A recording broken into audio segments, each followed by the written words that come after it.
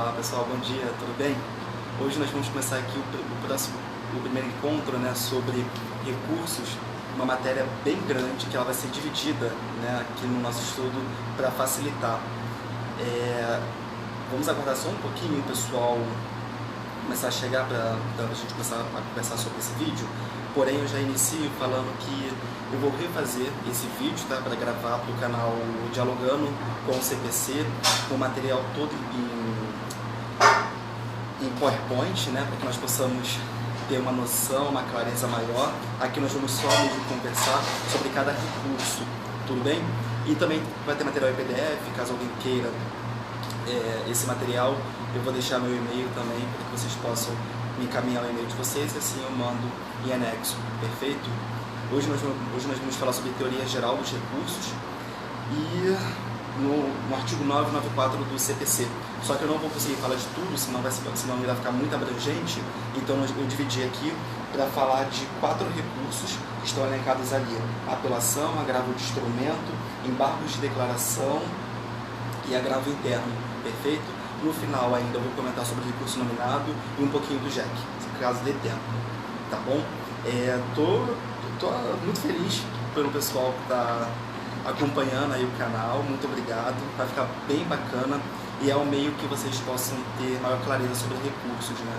Considerando ser uma matéria extremamente extensa e às vezes confusa pelo volume de informações, tá bom? Uma vez ultrapassada a fase de conhecimento, que como nós vimos no vídeo anterior de maneira muito rápida, fala ali sobre petição inicial até a sentença, nós começamos uma outra fase do processo, a fase recursal ou até mesmo a fase de execução, a depender do comportamento das partes que ali litigam, né?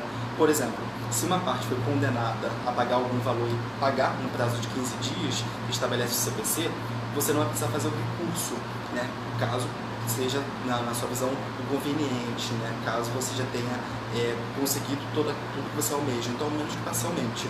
Agora, tem pessoas que recorrem. Por quê? Porque nesse caso nós temos ali o interesse recursal. Às vezes a pessoa ganha parcialmente, mas perde o dano moral, mas perde o dano material. Então cabe recurso, nós veremos isso, tá bom? O artigo 994 fala dos recursos, mas nós temos que lembrar do seguinte: uma vez que foi dada a sentença, né, você como advogado compartilha a receber ali o que foi julgado, como foi julgado o seu pedido. Esse pedido ele pode ser julgado procedente, improcedente ou parcialmente procedente, que na nossa prática do dia a dia o que comumente se vê é o julgamento parcial de mérito, né, quando há procedência do pedido autoral. Então, nesses casos, você percebe que nem todos os seus pedidos foram aceitos. Então, a depender do caso concreto das provas que você traga nos autos, cabe recurso do seu interesse e você leva a questão para o tribunal. Tudo bem? Então, para a gente começar, nós vamos falar um pouco de sentença. As sentenças estão elencadas lá no artigo 485 e 487, com essa resolução do mérito. Nesse caso, uma vez atribuída a sentença, lembrando do seguinte: a sentença, quando ela for analisada, o mérito, né, ao julgamento material dessa. Quando há extinção do processo sem resolução do mérito, há o trânsito em julgado formal. O trânsito em julgado formal possibilita a você a ajuizar uma nova demanda sobre aquela mesma causa de pedido.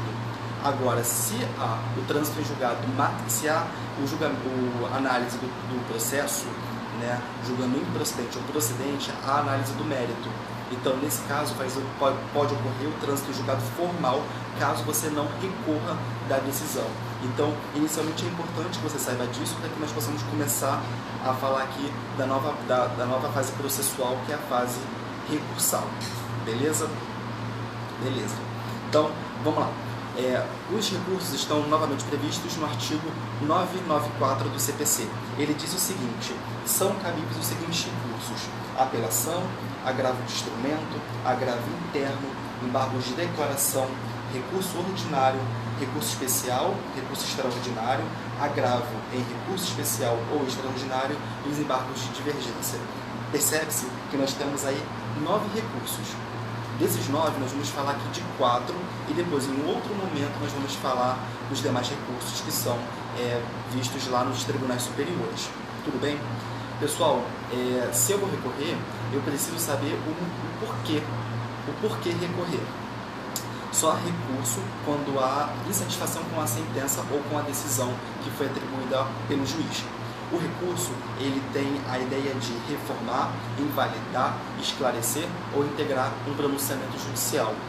Sobre pronunciamento judicial, eu acho importante que nós possamos voltar um pouco, dar uma olhada lá no artigo 203 do CPC, que ali fala quais são os pronunciamentos judiciais. Deles, em primeira instância, nós temos os despachos, as sentenças, decisões interlocutórias. Em segunda instância, nós temos as decisões monocráticas, né, e os acordos. Perfeito? Nós vamos linkar sempre aqui nessa primeira fase da aula sobre os recursos em primeira instância. Beleza? Perfeito? Beleza. Então, olha só. Dos atos judiciais, de primeira instância, nós temos aqui os despachos, decisões interlocutórias e sentenças. Para dar uma definição clara dessa fase inicial do recurso, nós sabemos que contra despacho não cabe recurso. Por que não cabe recurso contra despacho? Porque nesse caso o despacho ele tem o simples cunho de dar andamento processual. Ele não decide nada, ele não julga nada. Então o despacho ele não altera o produto final do processo, que é a análise do mérito. Agora, sentença e decisão interlocutória, ela sim, ela gera uma mudança a depender do caso concreto e da decisão que for proferida em sede judicial. Lá no artigo 203, em seus parágrafos, vem falando o seguinte: o que é despacho, o que é decisão interlocutória, o que é sentença. Decisão interlocutória é o ato processual, dado pelo juiz, no sentido de que resolva questões incidentais no curso do processo. Como que funciona isso? O processo de conhecimento, como nós já vimos, ele vem da petição inicial até a sentença. Tem questões que são trazidas à tona e que compete ao juiz dar uma decisão, por exemplo, de uma certa urgência, como exemplo lá das tutelas de urgência. Decisões que têm o caráter de resolver questões incidentais no curso do processo são decisões interlocutórias. No final, a sentença nada mais é do que um pronunciamento judicial em que busca terminar a fase de conhecimento de primeira instância e até mesmo o processo de execução. Tudo bem? Então, a sentença é um pronunciamento judicial que põe fim à fase de conhecimento de primeira instância e também é um processo executivo. Quem não estudou isso aí no processo de execução, nós vamos fazer um outro vídeo também elencando essa questão, que é uma questão muito importante. A questão de execução, ela vai trazer à tona a ideia de materializar o direito. Perfeito? Então, quem não está estudando execução, compete já ficar sabendo, mas nós vamos fazer um outro vídeo sobre essa matéria importantíssima também, tá bom? Então, como nós já conhecemos aqui os pronunciamentos judiciais, despacho, decisão interlocutória e sentença, nós vamos agora verificar qual o procedimento de cada situação. O que fazer para impugnar esses atos, esses pronunciamentos judiciais, tá bom? Bom, dado uma sentença, nós sabemos que cabe apelação. Dado uma decisão interlocutória, cabe agravo de instrumento. Perfeito? Esses dois recursos têm a ideia de reformar a decisão, invalidar, integrar alguma decisão. Beleza? Bom, uma vez que você interpõe um recurso porque a sentença ou a decisão ela não é favorável a você, esse recurso ele vai passar por dois juízos. Um de admissibilidade e o outro de mérito. Aí agora a gente já começa a crescer na matéria. Tudo bem? Então nós temos aqui, uma vez que você recebe a sentença, uma decisão interlocutória, despacho não, porque não cabe recurso, você vai recorrer. Feito o recurso, ao protocolar, você vai passar por dois juízos de análise, um de admissibilidade e outro de mérito. O juízo de mérito ele fica condicionado ao juízo de admissibilidade. Então, o primeiro passo é a admissibilidade, no qual nós iremos verificar o preenchimento de 6 hipóteses, 6 requisitos, melhor dizendo, do seu recurso. Uma vez preenchidos os 6 requisitos, nós vamos para o juízo de mérito. Então, abrindo aí o tópico, por exemplo, do juízo de admissibilidade. Todo esse material está em PDF, perfeito? E também tenho em slide que eu vou fazer um vídeo explicando para que vocês possam vislumbrar toda a questão. Bom, o juízo de admissibilidade é o primeiro juízo de recebimento do recurso. Então nós temos aqui alguns requisitos. Quais são eles? cabimento do recurso, interesse recursal, legitimidade, preparo, tempestividade e regularidade formal. São esses os requisitos do juízo de admissibilidade. Agora eu acho importante destrinchar cada um deles para que vocês possam entender. Então, o primeiro requisito do juízo de admissibilidade vai ser o cabimento. É você verificar que se é cabível recorrer daquele pronunciamento judicial. Nós sabemos que contra despacho não cabe recurso, então você não vai recorrer. Agora, contra a decisão interlocutória cabe esse recurso, e também nós temos a sentença em primeira instância que cabe recurso. Então, ao analisar o caso concreto, você vai verificar, isso aqui foi uma decisão que indeferiu meu pedido liminar, então cabe algum recurso. Isso nós veremos lá na frente. Essa sentença julgou improcedente o meu pedido, cabe recurso. Bom, se cabe recurso, nós vamos verificar aqui os outros pressupostos, que são interesse recursal e legitimidade. Interesse recursal e legitimidade, nós temos aqui como condições da ação. Lá no processo de conhecimento, nós sabemos que para iniciar o processo, para ser condicional, para que ele possa existir, a pessoa tem que ter interesse e legitimidade. No recurso, a mesma coisa. Interesse e legitimidade recursal. Só há interesse, só há legitimidade recursal aquele que sucumbe, aquele que perde o processo, ainda que parcialmente. Tudo bem? Então, a parte que sucumbe no processo, ela pode recorrer, porque ela tem interesse recursal de mudar e ela está sendo lesada por aquela sentença ou por aquela decisão interlocutória. O próximo tópico aqui, nós vamos falar da regularidade, do juízo de admissibilidade, que é a tempestividade, o preparo e a regularidade formal. Nós sabemos que o cabimento, o interesse recursal e a legitimidade são os requisitos intrínsecos que volta à pessoa, ao recorrente, ao apelante, ao agravante. Agora, os requisitos extrínsecos, que é em relação à forma, à matéria em si, é voltado para a questão procedimental, prevista em lei. Então, nós temos aqui tempestividade. A tempestividade nada mais é do que o prazo que você tem, advogado, para interpor o recurso. Nós sabemos que o recurso, excetuado os desembargos de declaração, todos os recursos eles têm prazo de 15 dias. 15 dias úteis. O CPC trouxe essa novidade. Até mesmo lá no JEC, que era corrido, agora também é útil. Teve uma nova lei no ano passado, se não me engano, que fala sobre o prazo de 100 dias úteis. Então, excetuado os desembargos de declaração, todos os demais são 15 dias. Artigo 1003, parágrafo 5º do CPC. Fala o seguinte: o prazo para interposição de recurso conta-se da data em que os advogados, a sociedade de advogados, a advocacia pública, a defensoria pública ou o Ministério Público são intimados da decisão. Aqui nós temos a regra geral da intimação dos advogados. Quando você passa lá para o parágrafo 5º, fala assim: excetuados os embargos de declaração, o prazo para a interposição dos recursos e para responderem é de 15 dias. Os embargos de declaração, o prazo dele é de 5 dias, é o único. Os demais são 15. Então, para você recorrer numa apelação é 15 dias. Para você contrarrazoar uma apelação também é 15 dias. O princípio da igualdade, certo? Importante. E também nós temos aqui agora o preparo. O preparo nada mais é do que as custas. Como eu sempre digo, as custas processuais, elas são voltadas ao judiciário. Nada na vida é de graça, o judiciário também não seria de graça. Então, excetuado aqueles que possuem gratuidade de justiça, todos os demais pagam custas. A questão da gratuidade é uma análise que o tribunal faz, de acordo com as suas regras regimentais, certo? Mas que vem ali pautado no artigo 98 do CPC e a lei 1060 de 50. Tudo bem? Quem tiver curiosidade depois de dar uma lida nessa lei é importante. Então, se você não tiver gratuidade, nós temos que recolher as custas. Essas custas você já deve informar no seu recurso.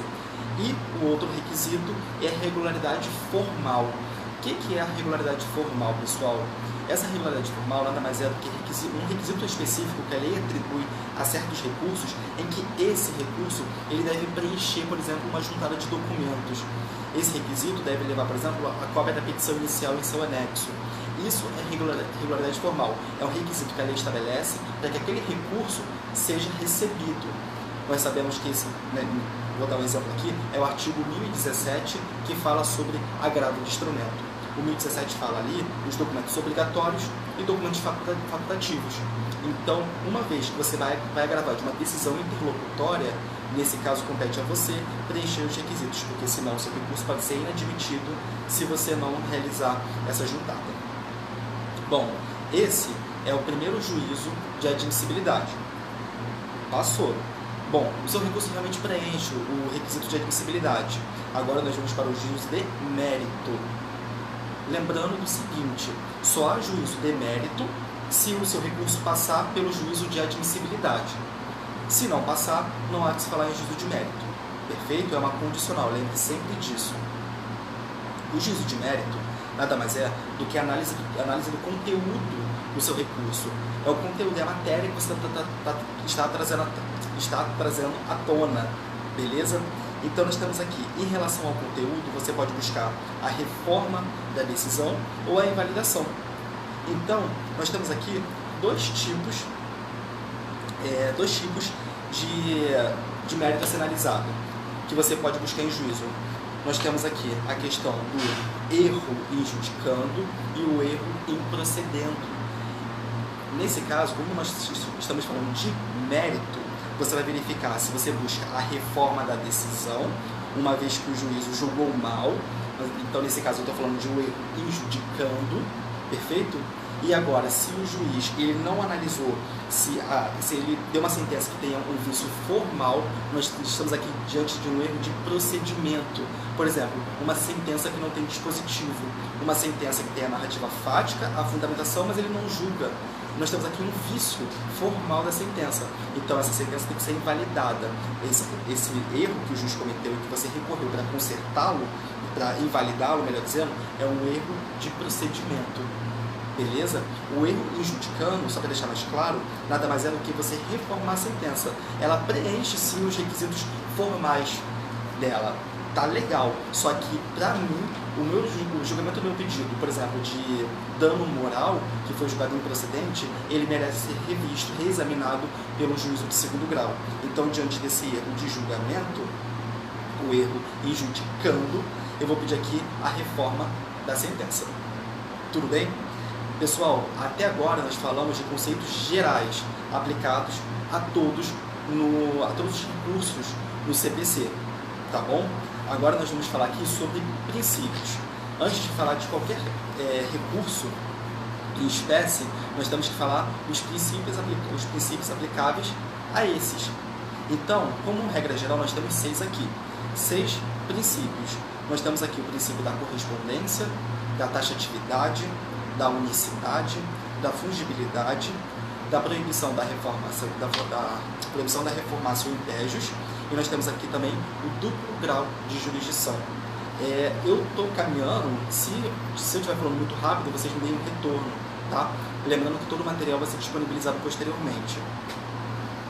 Princípios nada mais são do que normas conceituais que devem ser perseguidos pelo legislador, por todas as partes, né, no processo. Princípio é norma congente, norma de caráter obrigatório. Então, todos os princípios aqui falados, eles deverão ser previstos, deverão ser perseguidos tanto pela parte que busca o recurso, tanto pelo julgador que vai analisá-lo. Então, olha só, o primeiro princípio que eu comentei foi o princípio da correspondência. O princípio da correspondência nada mais é do que haver uma coerência entre a decisão, entre o ato, o pronunciamento judicial que você irá impugnar e o recurso cabível. Então, eu não posso pedir aqui para que reforme um despacho. Não há correspondência, não há congruência. Um exemplo disso aqui na fase de conhecimento é a petição inicial. Na petição inicial você não deve aplicar o princípio da congruência, que nada mais é do que a lógica entre os fatos e os pedidos. A mesma coisa aqui. Se eu tenho uma decisão interlocutória para ser atacada através de um ato, através de um recurso, eu tenho que verificar que nesse caso cabe ao agravo de instrumento. Senão, não há que se falar em recurso. Tudo bem? Esse caso é o primeiro princípio da correspondência. Nós temos aqui o princípio da taxatividade. Esse é importante. O princípio da taxatividade nada mais é do que o artigo 994 do CPC. Ali fala quais são os recursos admitidos no ordenamento jurídico. Se não está ali, não tem previsão legal, não há que se falar em recurso. Então eu sei que contra uma omissão de uma sentença eu posso embargar, fazer embargo de declaração, contra uma sentença cabe apelação, contra uma decisão interlocutória cabe agravo de instrumento e por aí vai, perfeito? Então, taxatividade nada mais é do que os recursos cabíveis no processo civil. Bom, princípio da unicidade. Nós sabemos que o princípio da unicidade, ele fala que para cada decisão atacada cabe um recurso. Então, nós temos aqui o que eu acabei de falar, contra uma decisão interlocutória, agravo de instrumento, contra sentença cabe apelação e por aí vai, tá bom?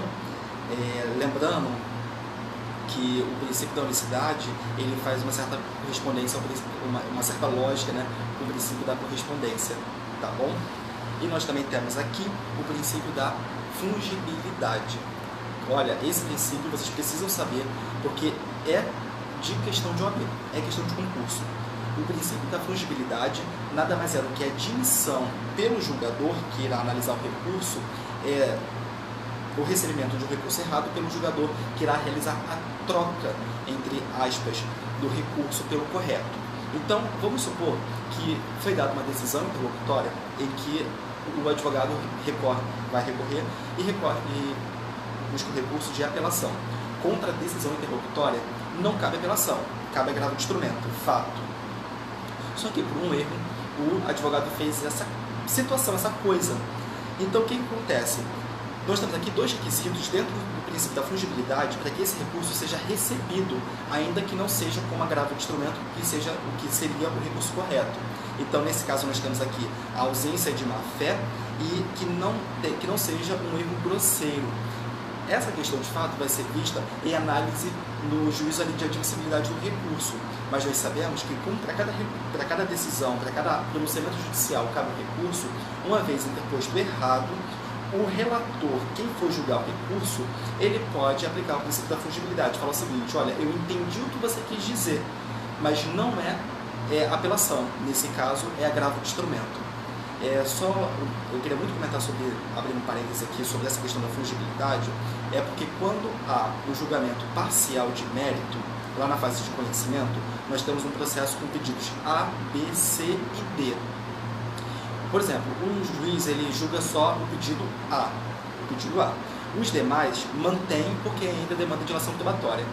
Contra o julgamento desse pedido A, não cabe apelação, cabe agravo de instrumento, porque não houve análise total do mérito. Então, pode ser um erro crucial que possa acontecer com vocês, e já sabendo que pode aplicar o princípio da fungibilidade, quando não há um erro grosseiro e também não há má-fé da parte. Às vezes a má-fé se consubstancia no sentido da parte querer postergar o processo. Então não pode, então esse recurso é inadmissível. Tudo bem? Pessoal, proibição da reformácio impégios nada mais é do que a impossibilidade de quando somente a parte que sucumbe ao processo, somente a parte que recorre ao processo, ela busca uma melhora da decisão dela e o juiz agrava, isso não pode. Então, por exemplo, foi dada uma sentença no qual a parte ela perdeu totalmente o processo, então a parte autora levou, julgo totalmente procedente do seu pedido. A parte ré recorre. E nesse caso, no recurso, quando ele volta, o juiz ainda agrava ainda mais a decisão. Então, por exemplo, eu falei totalmente procedente, vamos voltar falando que a parte ganhou parcialmente procedente. Pediu um dano moral de R$50 mil face ao réu, e o juiz julgou falando o seguinte: não, R$30 mil satisfaz, beleza. Então, nesse caso, como a parte autora não tem interesse em recorrer, sabe-se lá por qual motivo, porque ela já ganhou, satisfaz, somente o réu recorre. Então, se somente o réu recorre, você tem que buscar aqui a manutenção da sentença em R$30 mil ou diminuir. Não pode majorar. Só poderia majorar se as duas partes buscassem o recurso de apelação da sentença. Então, nesse caso, é um princípio aplicável à proibição da reformácio impégios. E o último recurso é o duplo grau de jurisdição. Muito, muito importante também. Duplo grau de jurisdição nada mais é do que o reexame da matéria, em outro nível, vamos dizer assim, jurisdicional. Então, é o reexame da matéria pelo juízo ad quem, ad quem é o juízo de segundo grau, tá bom? Então nós temos aqui a sentença, a decisão proferida em sede de primeiro grau, a parte vai recorrer e leva lá para o juízo de segundo grau. Então é a possibilidade de você aplicar aqui o princípio do duplo grau de jurisdição. Tudo bem? Então esses são os princípios.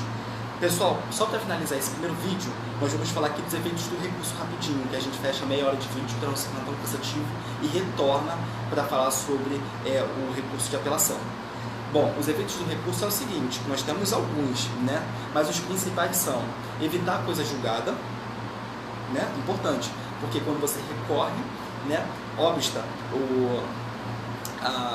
o trânsito em julgado material se torna, se você tem uma sentença que transita em julgado materialmente porque você não recorreu, nesse caso você fica impossibilitado de rediscutir aquela causa de pedir. Então você só pode refazer o processo quando a sentença for extinta sem resolução no mérito, que nesse caso faz o trânsito em julgado formal. Mas se transita materialmente, no qual o juiz analisou o mérito, então compete a você recorrer no caso de uma sentença que não foi tão favorável, evitando assim o trânsito em julgado material. Tudo bem? Bom, o próximo recurso aqui é aplicável a todos, o próximo efeito aqui aplicável a todos os recursos. Nós temos aqui o efeito devolutivo, que nada mais é do que devolver ao tribunal a matéria que foi examinada pelo juízo o juízo de primeiro grau. Tudo bem? E o efeito suspensivo? O efeito suspensivo nada mais é do que suspender a eficácia da decisão judicial. Nesse caso, como regra geral, o recurso ele vai suspender o efeito da sentença, perfeito? A apelação ela traz esse cunho com ela no artigo 1012, porém o agravo de instrumento não tem.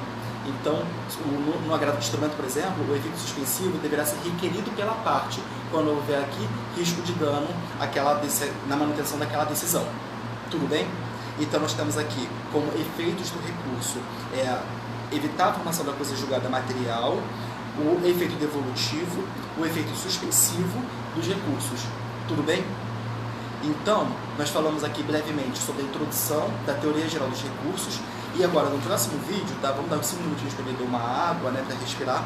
Nós vamos falar aqui agora os recursos em espécie: apelação, agravo de instrumento, agravo interno e embargo de declaração. Eu espero que vocês tenham gostado do vídeo. Muito obrigado, mas não vão embora, vamos continuar, tá bom? Só beber uma água e já retorno. Obrigado.